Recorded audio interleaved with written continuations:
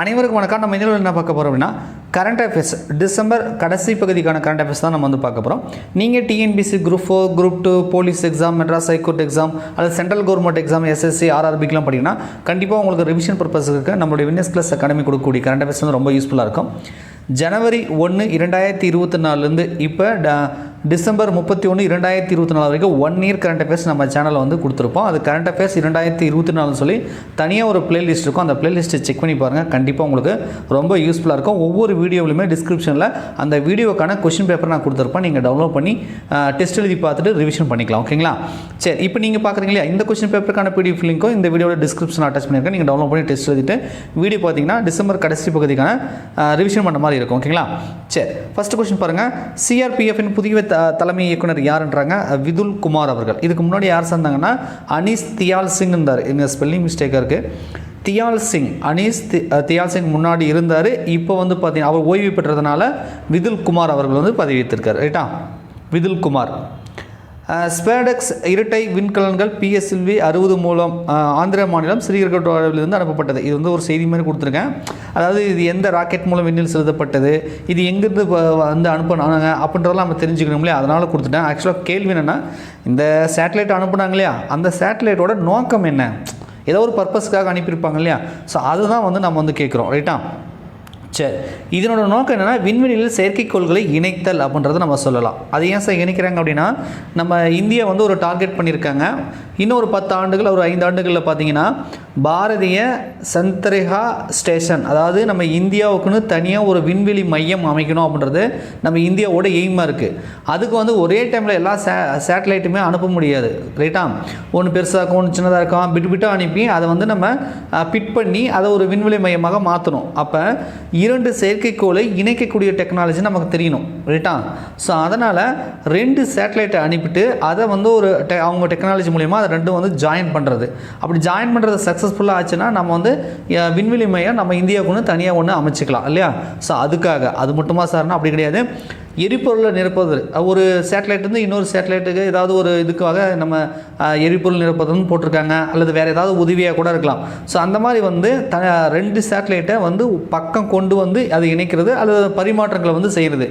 இந்த நோக்கத்தை செய்யணும் அப்படின்றதுக்காக தான் இந்த சேட்டலைட்டை வந்து அனுப்பியிருக்காங்க. ஓகேங்களா? பல்வேறு விதமான பர்பஸ் இருக்குது. அது மெயின் பர்பஸ் மட்டும் நான் சொல்லியிருக்கிறேன். சரி, கன்னியாகுமரியில் திருவள்ளுவர் சிலை திறந்து வைத்து எத்தனை ஆண்டுகள் ஆகின்றதுனாங்க? ஸோ வெள்ளி விழா கொண்டாடி இருக்காங்க. 25 ஆண்டுகள் ஆயிடுச்சுன்னு சொல்கிறாங்க. ரைட்டா?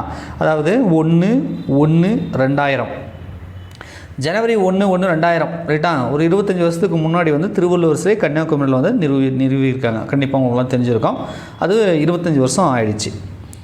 உலக பெண்கள் ரேபிட் செஸ் சாம்பியன் பட்டம் வென்றவர் யார் அப்படின்னு சொல்லி வந்து கேட்குறாங்க. ஸோ இது வந்து பார்த்திங்கன்னா நம்ம கோனேர் ஹம்பின்னு சொல்லுவாங்க.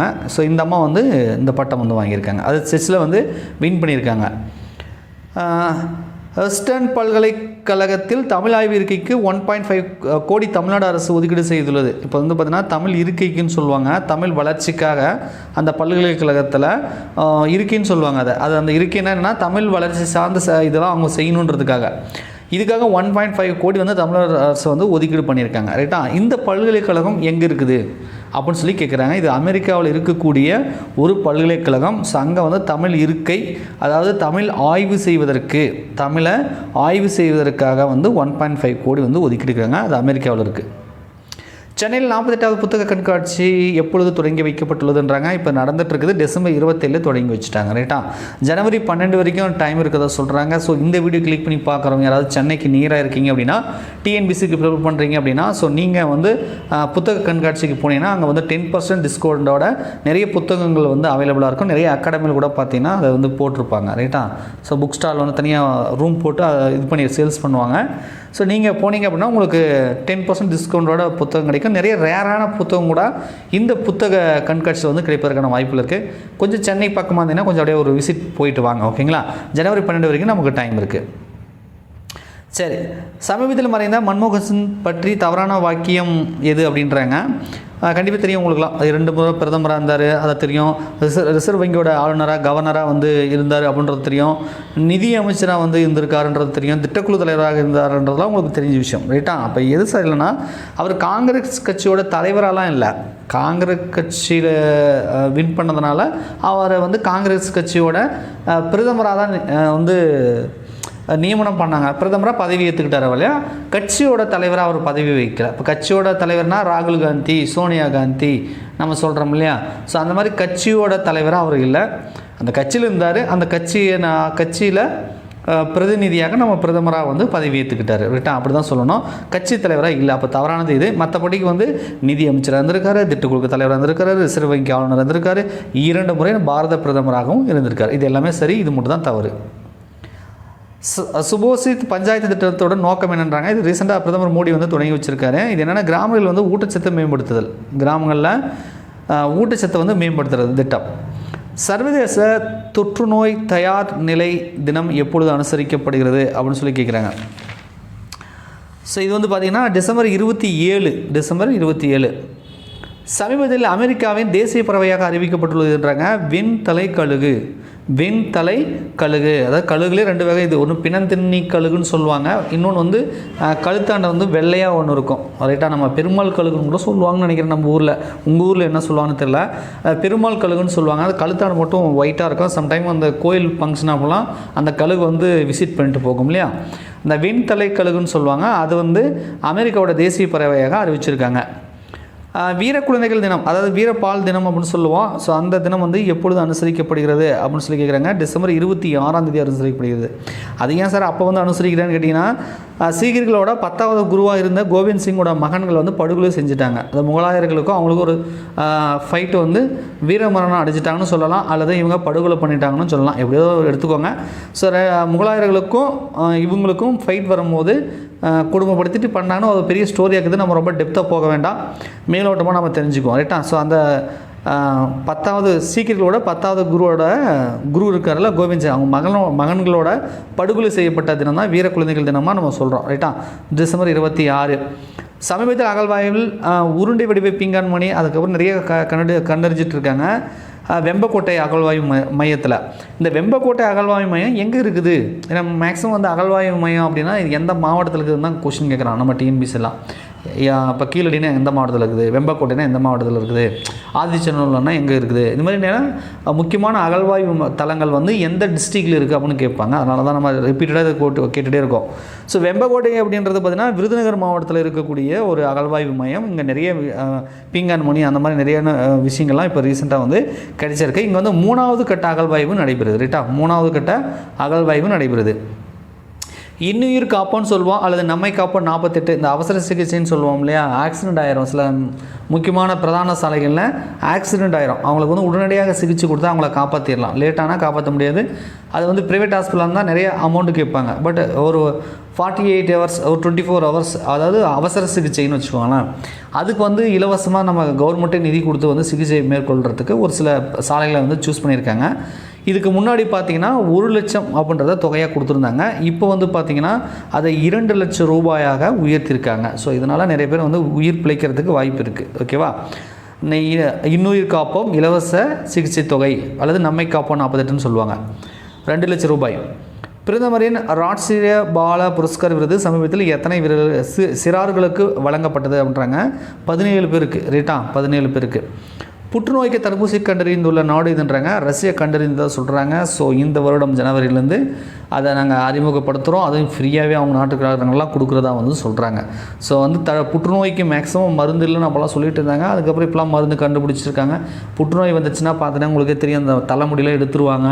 அதுக்கப்புறம் ரொம்ப கஷ்டப்பட்டு அதுலேருந்து விடுபட்டு வந்தவங்களும் இருக்காங்க. புற்றுநோயிலேருந்து மீண்டு வந்தவர்களும் இருக்காங்க. சினிமா நடிகைகள் தான் நம்மளை காட்டுறாங்க. பட் ரியல் லைஃப்பில் மட்டும் இப்போ கௌதமிலாம் சொல்லலாம் நினைக்கிறேன், புற்றுநோய் தான் நினைக்கிறேன். அப்புறம் இன்னும் சில நடிகைகள்லாம் சொல்லுவாங்க. பட் நடிகர்கள்லாம் விட்டுருங்க, அவங்க தான் நம்ம நியூஸ் பேப்பர்லையும் டிவிலையும் அவங்களே போகிறதுனால தெரியுது. பட் இருந்தாலும் ரியல் லைஃப்லேயும் சில மனிதர்கள் வந்து புற்றுநோயால் விடுபட்டு க்யூர் ஆகி வர்றாங்க. பட் அதை தடுக்கக்கூடிய மருந்துகள் இது வரைக்கும் கண்டறியப்படலை. ஸோ ரஷ்யா கண்டுபிடிச்சதாக சொல்கிறாங்க. பயன்பாட்டுக்கு வந்ததுக்கப்புறம் பார்த்துக்கலாம். இப்போதைக்கு இந்த செய்தியை மட்டும் தெரிஞ்சுக்கோங்க. ராஜேந்திர விஸ்வநாத் அர்லேக்கர் கீழ்கண்ட எந்த மாநிலத்திலும் ஆளுநராக நியமிக்கப்பட்டுள்ளார் அப்படின்னு சொல்லி கேட்குறாங்க. ஸோ இவர் வந்து அர்லேக்கர்னு சுருக்கமாக சொல்லுவாங்க. இவர் வந்து நம்ம பக்கத்தில் இருக்கக்கூடிய கேரளா மாநிலத்தோட ஆளுநராக நியமனம் பண்ணியிருக்காங்க. ஓகேங்களா. ஸோ இதுக்கு முன்னாடி பீகார் மாநிலத்தில் ஆளுநராக இவர் இருந்தார். இவர் கேரளாவுக்கு வந்தார். இப்போ கேரளாவுக்கு ஆளுநர் தூக்கி பீகார் போட்டாங்க, அப்படிங்கிற சேஞ்ச் பண்ணி விட்டாங்க. ஓகேங்களா. ஸோ நம்ம அண்டை மாநிலம்னு சொல்லுவோம், கர்நாடகா, கேரளா, ஆந்திரா, தெலுங்கானா, பாண்டிச்சேரி. ஸோ இதோட முதலமைச்சர்லாம் யார், ஆளுநர் யாரெல்லாம் தெரிஞ்சுக்கணும். ஸ்டேட் கவர்மெண்ட் எக்ஸாமில் அதெல்லாம் கேட்பாங்க. ஓகேங்களா. அது நம்ம கேரளாவுக்கு மட்டும் மாற்றலாம், இன்னும் சில ஸ்டேட்டு மணிப்பூர், அஸ்ஸாம், மிசோரம் இது மாதிரி இருக்கு இல்லையா, இதுக்குமே ஆளுநர் வந்து மாற்றிருக்காங்க, தெரிஞ்சு வச்சுக்கோங்க. இந்தியாவில் நல்லாட்சி தினம் எப்பொழுது அனுசரிக்கப்படுகிறதுன்றாங்க. நம்ம வாஜ்பாயோட பிறந்த தினம் இருக்கு இல்லையா, அதை தான் நம்ம இந்தியாவில் நல்லாட்சி தினம் அப்படின்னு சொல்லி அனுசரிக்கிறோம். இது வந்து டிசம்பர் 25 வந்து அனுசரிக்கிறாங்க. டிசம்பர் 25, ஏன்னா வாஜ்பாயோட பிறந்த தினம். அவரும் பிரதமராக இருந்திருக்கார் இல்லையா, அவரோட ஆட்சி தான் இந்த தங்க நாற்கர சாலைகள் நம்ம காஷ்மீர் முதல் கன்னியாகுமரி வரைக்கும் போட்டிருக்காங்க இல்லையா, அந்த சாலைகள்லாம் இது பண்ணது நல்லாட்சி பண்ணதாக அவருடைய பிறந்த தினத்தை கொண்டாடுறாங்க. அண்டார்டிகாவின் மிக உயரமான சிகரத்தை அடைந்த முதல் தமிழ் பெண் யார் அப்படின்றாங்க. ஸோ முத்தமிழ் செல்வி இவங்க ஏற்கனவே எவரெஸ்ட் சிகரத்துலேயும் இவங்க தான் ஏறின முதல் பெண், தமிழ் பெண் அப்படின்னு சொல்லலாம். அவங்க இப்போ அண்டார்டிகாவின் மிக உயரமான சிகரத்தை அடைந்த முதல் தமிழ் பெண் என்ற சாதனையும் வந்து படைச்சிருக்காங்க. முத்தமிழ் செல்வின்னு பேர் அவங்களுக்கு. சமீபத்தில் நியமிக்கப்பட்ட தேசிய மனித உரிமை ஆணைய தலைவர் யார் அப்படின்னு சொல்லி கேட்குறாங்க. ஸோ இது வந்து ராமசுப்ரமணியன் அவர்கள் தான் தேசிய மனித உரிமைகள் ஆணைய தலைவராக நியமனம் பண்ணியிருக்காங்க. ஓகேங்களா. சரி, அடுத்தது அண்டர் 19 மகளிர் ஆசிய கோப்பை 2020 கிரிக்கெட் சாம்பியன்ஷிப் பட்டம் வென்ற நாடு இதுன்றாங்க. நம்ம இந்தியா தான் ஜெயிச்சிருக்கு. இதுதான் ஃபஸ்ட் டைம் நடத்தினதாக சொல்கிறாங்க. 19 வயதுக்கு உட்பட்டோருக்கான இந்த 2020 கிரிக்கெட்டில் இந்தியா ஜெயிச்சிருக்கு. எதிரணி வந்து வங்காளதேசம். 41 ரன்கள் வித்தியாசத்தில் நம்ம இந்தியா வந்து ஜெயிச்சிருக்கதா சொல்கிறாங்க. ரைட்டா. So India. கவிதை பிரிவில் கலைஞர் பொற்கிளி விருது 2024 யாருக்கு அறிவிக்கப்பட்டதுன்றாங்க. இதில் நிறைய பிரிவில் இந்த விருது கொடுக்குறாங்க. அதில் நான் ஒன்று மட்டும் கேட்டிருக்கேன், மீதியெல்லாம் நீங்கள் கூகுளில் சர்ச் பண்ணி கண்டுபிடிச்சிக்கோங்க. ஓகேங்களா. இப்போ கவிதை பிரிவில் கேட்குறாங்களா?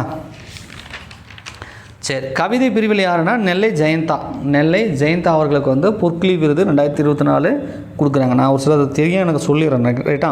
உரைநடைக்கு வந்து 2024ஆம் ஆண்டு கலைஞர் பொற்கிளி விருது வந்து உரைநடைக்கு வந்து அருணனும், நாடகத்துக்கு வந்து கலைராணியும், நாவலுக்கு வந்து சுரேஷ்குமார் இந்திரஜித்துக்கும், சிறுகதைக்கு என் ஸ்ரீராம் அவர்களுக்கும், கவிதைக்கு தான் சொல்லிட்டேன் நெல்லை ஜெயந்தா அவர்களுக்கும், மொழிபெயர்ப்புக்கு வந்து நிர்மல்யாவுக்கும் வந்து கொடுக்குறதா வந்து நியூஸ் பேப்பரில் கொடுத்துருக்காங்க. ரைட்டா. ஸோ அதை செக் பண்ணிக்கோங்க. இப்போதைக்கு நான் ஒன்று மட்டும் நான் கொஷினை கேட்டிருக்கேன். ரிமைனிங்லாம் நீங்கள் கொஞ்சம் எழுதி வச்சுக்கோங்க நோட்டில். சரி, ஓகே. அடுத்தது ஐக்கிய நாடுகள் சபையின் உள் நீதி கவுன்சில் தலைவராக தேர்வு செய்யப்பட்டுள்ள மதன் லோகூர் எந்த நாட்டை சேர்ந்தவர் அப்படின்றாங்க. அவர் நம்ம இந்திய நாட்டை சேர்ந்தவர் தான். அவர் வந்து உச்ச நீதிமன்றத்தில் நீதிபதியாக வந்து இருந்திருக்கார், முன்னாள் நீதிபதியாக. அதுக்கப்புறம் ஓய்வு பெற்றிருக்காரு. சரி, இவரோட இன்னொரு பெருமை ஒன்று இருக்குது, அதை கூடுதலாக வந்து தெரிஞ்சுக்குவாங்க. ரைட்டா. இதுவே பெருமை தான். இந்தியாவிலேருந்து ஒருத்தர் ஐநா சபையோட உள் நீதி கவுன்சில் தலைவராக தேர்வு செய்யப்பட்டுள்ளார் அப்படின்றதே நமக்கு ஒரு பெருமைக்குரிய விஷயந்தான். அது இல்லாமல் இன்னொரு பெருமையும் அவருக்கு உண்டு. என்ன சார் அப்படின்னா, வெளிநாட்டில் இருக்கக்கூடிய ஒரு உச்சநீதிமன்றத்தில் நீதிபதியாக வகித்த முதல் இந்தியர் அப்படின்னு சொல்லக்கூடிய பெருமை இவருக்கு தான் உண்டு. அப்படி எங்கே சார் வெளிநாட்டில் போயிட்டார் அப்படின்னு பார்த்தீங்கன்னா, ஃபிஜி நாடுன்னு சொல்லுவோம்ல, ஃபிஜி நாடு, அந்த நாட்டோட உச்சநீதிமன்றத்தில் இவர் நீதிபதியாக பணியாற்றிருக்கார்.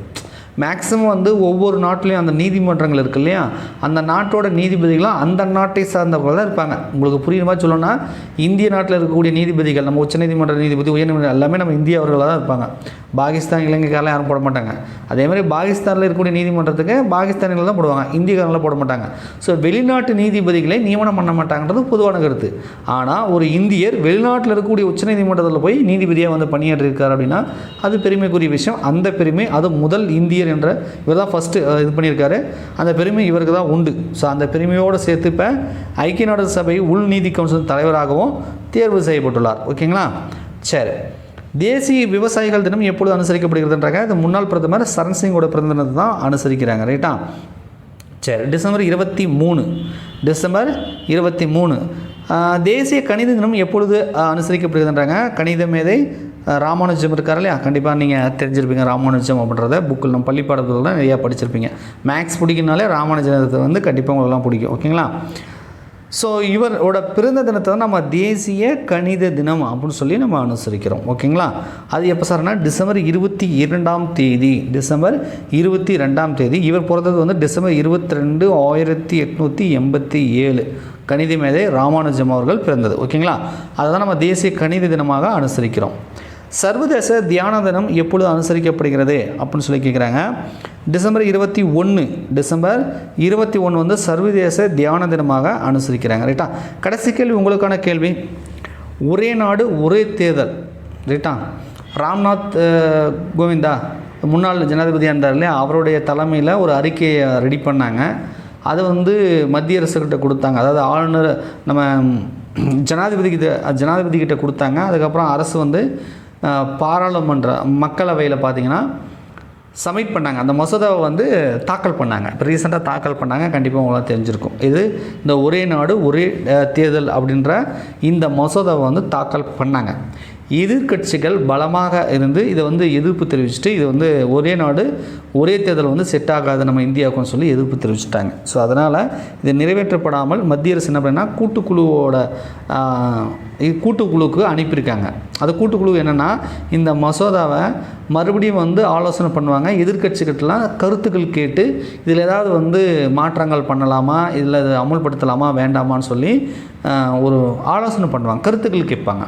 ஸோ அந்த கூட்டுக்குழுவை அமைச்சிருக்காங்க. அந்த கூட்டுக்குழுவின் தலைவர் யார் அப்படின்றத உங்களுக்கான கேள்வி.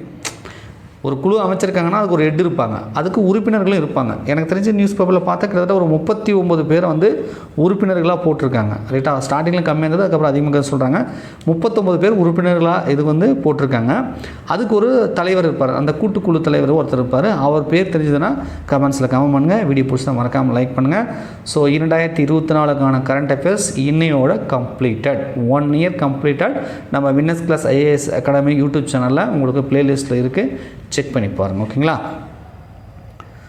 நன்றி, வணக்கம்.